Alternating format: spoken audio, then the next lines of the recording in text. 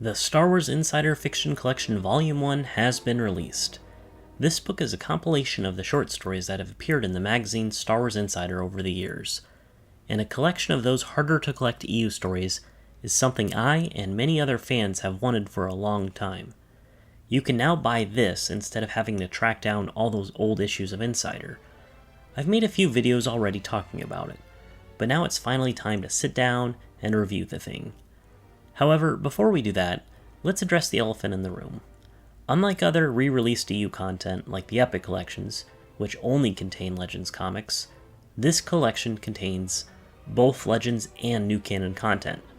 Arguably, it didn't have to do this. It could have just put the Legends short stories in one volume and the new canon in another. That would have made things a little less confusing, as EU fans that only want Legends content would buy the Legends collection, and new canon fans would probably just buy the new canon collection instead of this weird amalgamation. And fans of both continuities probably would have bought both volumes regardless. As an EU purist, I wish they would have split them up, but I'm probably not as upset about it as I used to be. Plus, if I ever do start reading new canon, I suppose that the Insider collection gives me a good starting point now. Though it's still pretty confusing. I mean, the cover has the Legends banner, but the artwork on the front and back cover are stories that fall into the new canon. It's just a weird choice is all. Anyway, as you can see, this book has a lot of excellent artwork from many talented people, the same art that was coupled with each of the stories in the original magazine issue that they came with. Very nice to look at. In this book, we have 13 Legend short stories and 6 new canon. In other words, it makes up about 70% Legends and 30% canon. And the Legend stories fall all across the Star Wars timeline, where the new canon ones all seem to focus on this Blade Squadron apparently. And while it may annoy you fans to have to share a book with new canon, it gives us an interesting opportunity to see how in this volume, Legend stories actually get the priority over Disney's canon. The Legend section comes first in the book. There's more Legend stories overall, and of course, the aforementioned banner on the front cover. Think about it. As ignored as EU fans have been over the years, wouldn't you expect a book of mostly canon short stories, and maybe 1 or 2 Legend stories hidden in the back like they were embarrassed of it? But no, I think they are mainly advertising to Legends fans here. I think Titan Publishing knows that EU fans are big collectors, which is why we're getting this collection at all. And that's not all, look here. The book is divided into 2 sections for each continuity, and while it may seem like a small, insignificant detail, they actually refer to Legends as a full-fledged continuity. Again, over the years of EU fans being pushed aside, Legends was just the junkyard of books, and whatever the new canon writers wanted to use, or even worse, referred to by some fans as the stories that new canon characters talked about over the campfire, completely trivializing this vast web of storytelling into fictional rumors and hearsay, at best within the sacred new canon. But here they say Legends is the continuity pre-2014, because that's exactly what it was. Anyway, maybe I should actually get into some of these stories. By the way, even though the book is marked with the Legends banner and a canon section, each of the Legend stories has a small little banner denoting what continuity it is part of.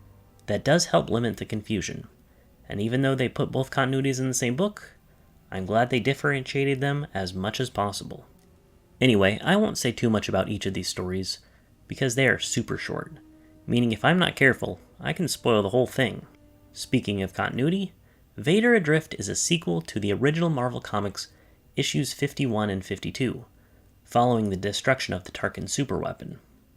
Vader also reflects on his past failures on Fondor, Aradis, Monastery, Mimban, and Cloud City, tying this story into the newspaper strips, the original Marvel comic run, Splinter of the Mind's Eye, and of course, Empire Strikes Back.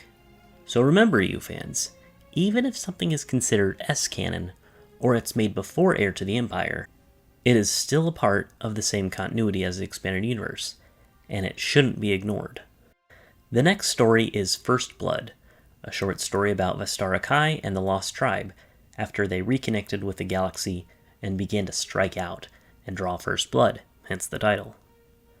Vestara definitely needs more stories in the timeline, and sadly we don't have much with her in it, considering Fate of the Jedi came so late in the EU's lifespan. But even a small story like this is appreciated. Next is Buyer's Market, a story where Lando is trying to cut a deal with the junkyard owner. But is that all he's really doing there? Buyer's Market is written by the legendary Timothy Zahn, and this story is pretty much a prequel to the Thrawn trilogy. The next story is And Lebo Makes 3, the story of how Dash Rendar and Aiden meet their droid companion Lebo. And of course, hijinks ensue. A must-read for fans of Shadows of the Empire or Dash Rendar. A Fair Trade again features some characters that never got a lot of fleshing out, as they are only seen in the Crosscurrent and Riptide books by Paul S. Kemp. Mar and Kedron are trying to salvage a derelict ship before being attacked by their enemy Regus. The next story is The Tenebrous Way, which focuses on Darth Tenebrous after being murdered by his apprentice Darth Plagueis. If you're a fan of the Darth Plagueis novel and its exploration of the Force, this tie-in is a must-read. Maze Run is your typical Han and Chewie story. They take on a smuggling mission, but it's not so simple, and things take a turn for the worst. The Guns of Kelrodo I is about Imperial pilots on a mission. But the really interesting part of this book is what's happening in the galaxy politically, and how they respond to it. The Empire is just starting out. There's discussion of alien rights, and how Imperial troopers view clones in the military. Hunting the Gorach is a story of how a skilled hunter wants to take on a super deadly beast living in the forest. The main character, Perella, is a Hutt, which is pretty unusual as we don't often see Hutts go out on dangerous hunting missions like this. So it's nice to get a story where you have alien characters working against their preconceived notions about their species. Also, he's up against the Gorach, which is also very dangerous and intelligent. So at many points, they're both hunting each other. Getaway is about Jag and Jaina's honeymoon, but Jaina's idea for a good time with her new husband is on a scouting mission to a lost Jedi ruin. It's a fun and cute story, but it does have some unanswered questions at the end, which in my opinion would have eventually tied into the Sword of the Jedi trilogy. Roll of the Dice features Myri Antilles on a spy mission aboard a casino ship.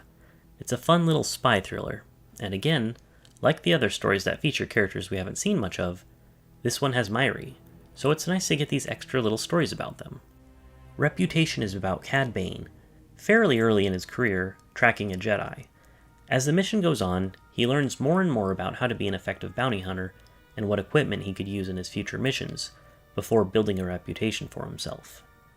An eruption goes way back into the Dawn of the Jedi era, and we get to see the Jedi on a negotiation mission. This story directly connects with the Into the Void novel, along with many of the same characters. The Dawn of the Jedi era is one of the newest and smallest eras of the EU, so we'll take whatever small stories we can get to expand on the origins of the Jedi Order. After this we make it to the new canon section of stories, which don't actually refer to it as canon, they simply call it the current continuity. Again, not putting it above the EU, but alongside the legend stories as separate and equal sections. I do appreciate that.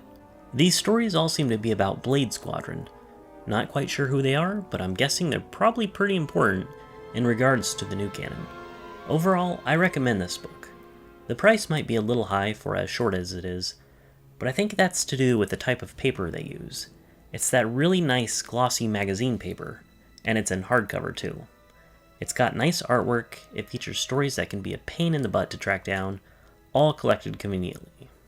And most importantly, I think it treats the EU timeline with respect and maybe even a little reverence, which is more than I can say for a lot of stuff coming out of Lucasfilm right now. And supporting this book, I believe, is a good stepping stone to not only get other harder to find EU stories republished, but perhaps even new legend stories in Insider somewhere down the line. But what do you all think? I am very interested in hearing what your thoughts are in the comments below.